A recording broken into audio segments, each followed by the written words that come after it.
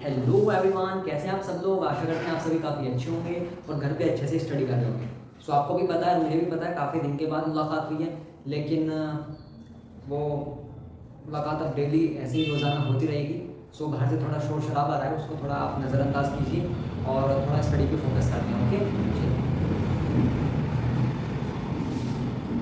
चलिए। तो जो आज का हमारा टॉपिक है वो क्लास 12th का है, इलेक्ट्रोमैग्नेटिक वेव्स। मैंने पीडीएफ के जरिए आपको ये समझा भी रखा है, इससे पहले लेक्चर्स मैंने आपको पीडीएफ के जरिए समझा चुका हूँ और काफ़ी हद तक मैंने इलेक्ट्रोमैग्नेटिक को प्रोड्यूस कैसे हुई थी ये भी आपको बता दिया था। लेकिन एक बार फिर से देख लेते हैं कि भाई जो इलेक्ट्रोमैग्नेटिक वेव जो प्रोड्यूस होती है वो दो तरीके से होती है, एक तो रेस्ट चार्ज द्वारा और दूसरा मूविंग चार्ज द्वारा। रेस्ट चार्ज को अभी जो है हम थोड़ा बाद में पढ़ेंगे, मूविंग चार्ज को पढ़ते हैं क्योंकि मूविंग चार्ज पर ज़्यादा फोकस दिया गया है। ओके, तो मूविंग चार्ज द्वारा जो इलेक्ट्रोमैग्नेटिक वेव बनती है वो दो तरह से बनती है। पहला कांस्टेंट वेलोसिटी से, कांस्टेंट वेलोसिटी द्वारा, अगर वेलोसिटी आपकी कांस्टेंट होगी तब। दूसरा एक्सेलरेटेड चार्ज द्वारा, दूसरा एक्सेलरेटेड चार्ज द्वारा, अगर चार्ज आपका एक्सेलरेटेड हुआ है। अब सुनिएगा ध्यान से, कांस्टेंट वेलोसिटी में इलेक्ट्रोमैग्नेटिक वेव, अगर कोई वेव कांस्टेंट वेलोसिटी के साथ मूव कर रही है, वेव मूव कर रही है मतलब मूविंग चार्ज मूव कर रहा है, क्योंकि वेव भी तो तभी मूव कर रही है जब चार्ज मूव कर रहा है। ठीक है, तो अगर चार्ज जो मूविंग चार्ज है वो आपका कांस्टेंट वेलोसिटी के साथ आगे बढ़ेगा तो वो होगा आपका इलेक्ट्रोमैग्नेटिक वेव्स। ठीक है, ये तो देखो, ये मान लो ये वेव आपकी कांस्टेंट वेलोसिटी के साथ चल रही है, मान लो। तो अगर ये कांस्टेंट वेलोसिटी के साथ चल रही है तो इस तरह की कंडीशन में जो इलेक्ट्रिक फील्ड है ईएफ मैग्नेटिक फील्ड के इक्वल बिल्कुल नहीं होगा, क्योंकि वेलोसिटी कांस्टेंट है। इलेक्ट्रिक और मैग्नेटिक फील्ड का तो कोई चक्कर ही नहीं यहाँ पे, क्योंकि वेलोसिटी खुद कांस्टेंट है चार्ज का। ठीक है, इलेक्ट्रोमैग्नेटिक वेव कांस्टेंट वेलोसिटी के साथ चल रही है। ओके, एक्सेलरेटेड चार्ज में क्या होता है, ये चार्ज एट रेस्ट है, अचानक से एक्सेलरेट हो जाएगा। ठीक है, जब चार्ज एक्सेलरेट होता है तो जब देखो, एक्सेलरेशन का मतलब क्लास 9th में जाओ थोड़ा, एक्सेलरेशन का मतलब क्या होता है, चेंज इन वेलोसिटी। ठीक है, तो जब चार्ज एक्सेलरेट होगा तो उसकी वेलोसिटी में बदलाव आएगा, चेंज आएगा, और अगर चेंज आएगा तो उस तरह की कंडीशन में इलेक्ट्रिक फील्ड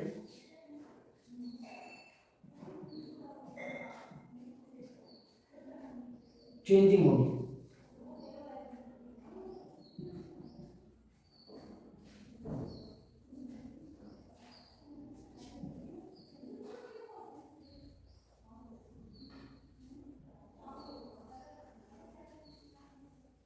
ठीक है, तो इसमें तो इलेक्ट्रिक फील्ड और मैग्नेटिक फील्ड आपस में एक दूसरे के इक्वल होंगे नहीं, क्योंकि ये वेलोसिटी कांस्टेंट है।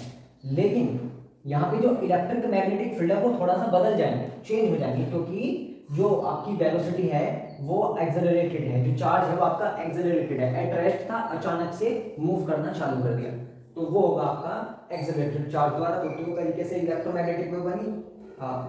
मूविंग चार्ज में दो तरह से, अगर वेलोसिटी कांस्टेंट रहा चार्ज का तो जो आपका इलेक्ट्रोमैग्नेटिक वेव बनेगा, और अगर चार्ज एक्सेलरेट हुआ सडनली तब आपका इलेक्ट्रोमैग्नेटिक वेव बनेगा। कांस्टेंट वेलोसिटी में इलेक्ट्रिक फील्ड मैग्नेटिक फील्ड के इक्वल नहीं होगा।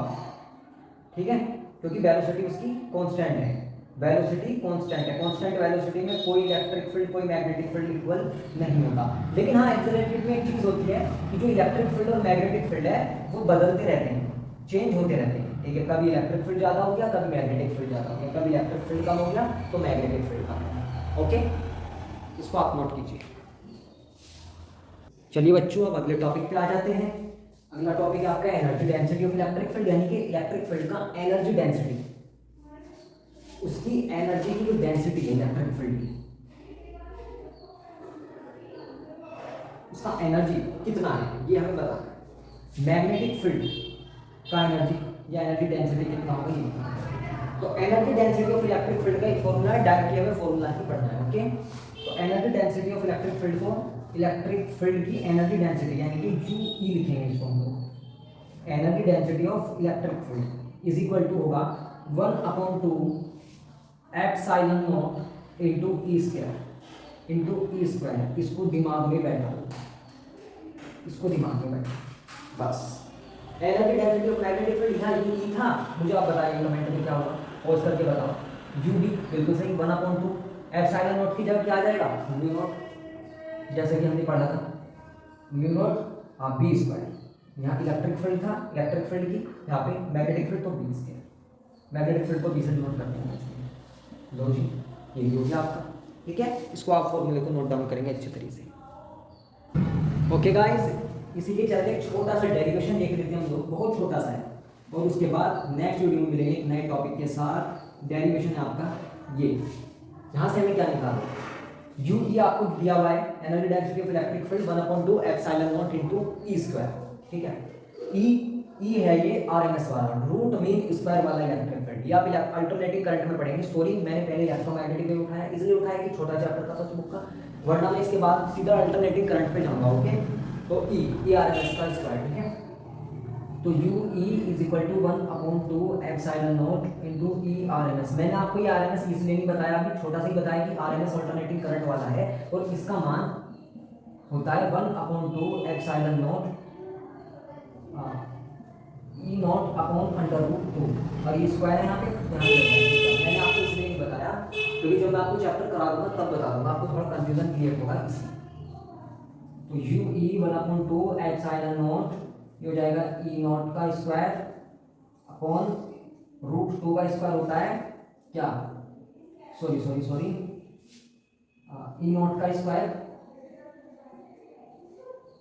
तो ई नॉट स्क्वायर, और इससे ये कैंसिल हो जाएगा, रूट स्क्वायर से रूट कैंसिल हो गया तो 2 आ जाएगा। अब इधर चल पढ़ते हैं हम लोग, यहाँ पे U E is equal to 1/2 epsilon naught into E naught square into E naught square, और 2 2 जा 4।